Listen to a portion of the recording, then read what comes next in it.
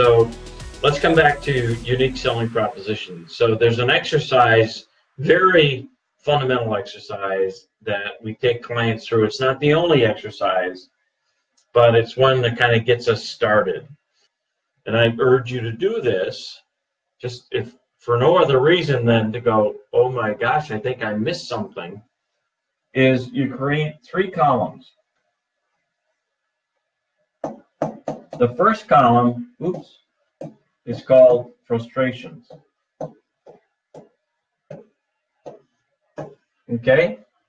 So frustrations are, what are the frustrations that you believe exist between customers and your industry? Not you, customers and your industry, right? So if you think about contractors in general, you can boil it down to plumbers, HVAC guys, floor covering people, etc. You can say, well, they're never here on time. They have a dirt trail behind them. They never give a tight budget. And there's the estimate or the budget tends to kind of be in this floating atmosphere. So what we'd have you do is to say, okay, what are the, now this is for your business, but for people, customers and clients in your business, what are the major frustrations that you think they experience with your industry? Then the second column is what you can do about each one of those frustrations. So what I want to do is I want to say, well, what can I do about that frustration? And so what did Comcast do? We talked about it on Wednesday.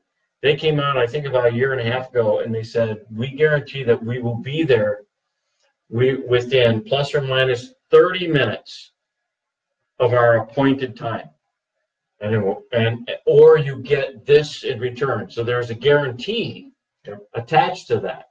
So that's another thing that you should be thinking about, is there's what do I stand for, and then what can I guarantee? We'll come to that in another production.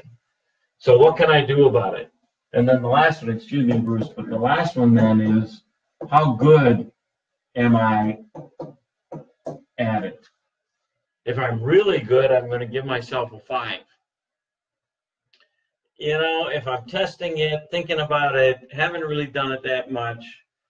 And you're ranking your what I can do. Against the what I can do. If I'm really good at the what I can do, then I'm going to give myself a 5 or a 4, maybe a 3. I mean, here's the other key, guys. So I can bring something in 10% under budget, but is that something you express with the client, or is it something you express internally if it's money-based? I would not express the 10% under budget in the communication with the client. I want the client to have their expectation in their head that here's what's going to happen. Here's the price of this project. It is not outside the realm at all, and this we coach people on this all the time.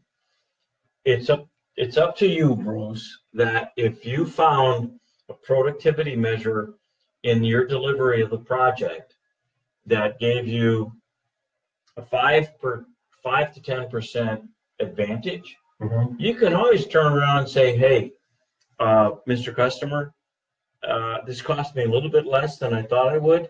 I'd like to express back to you a 5% reduction in my initial quote.